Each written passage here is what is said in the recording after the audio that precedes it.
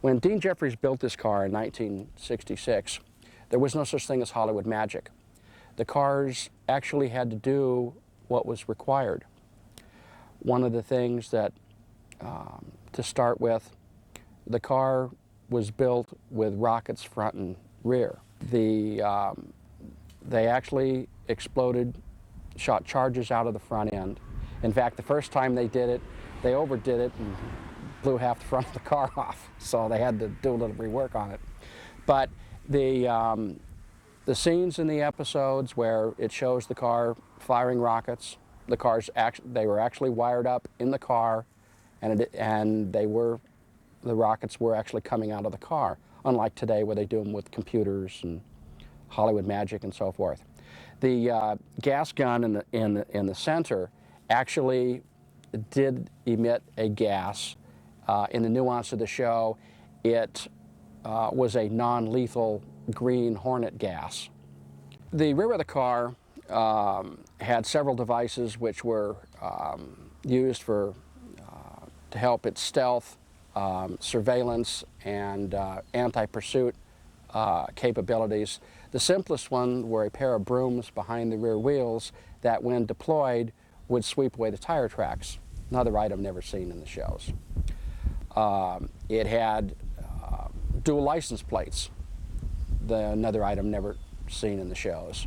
It had the V194 and a second plate. It had a set of rotating rockets in the rear to disable a pursuing vehicle, along with a emitter that would come out of the center of the rear, which would emit water, ice, oil, whatever was necessary.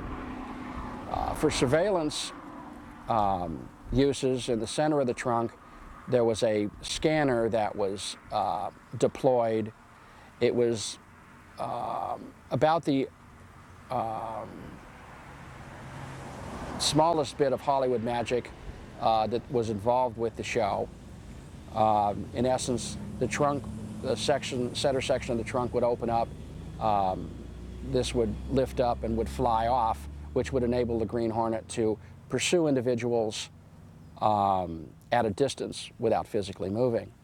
All the stuff I just handmade, you know, little pieces of metal or aluminum or brass, whatever it would take, and metal.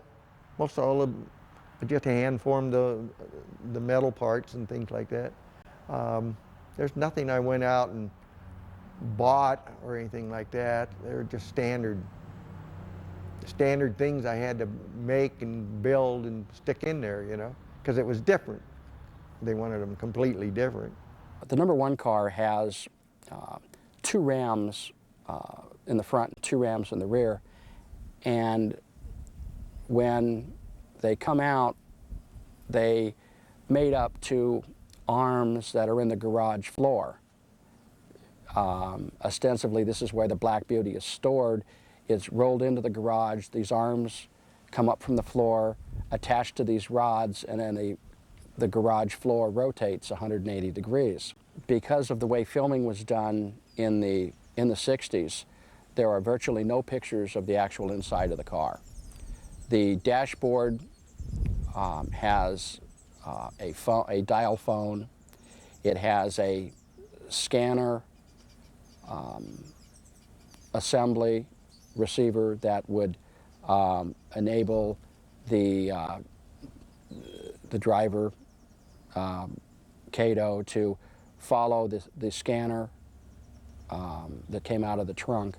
In the rear console that the Green Hornet had at his disposal, he actually had a closed-circuit TV receiver to receive transmissions from the scanner that would fly out of the trunk, a radar system. There was a closet that would hold a change of clothes, along with the actual console that actually physically works the devices on the car. There is a a second console in the passenger rear door, which was never seen in the series.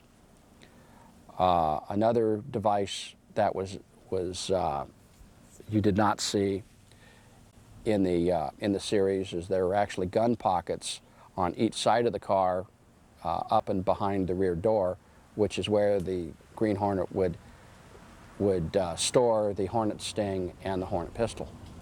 I just enjoy, and I'm real happy that I get to do what I do. I'm really happy about it. You know, to go from a little guy from Linwood, California, from out in the middle of nowhere, and to be back to where you can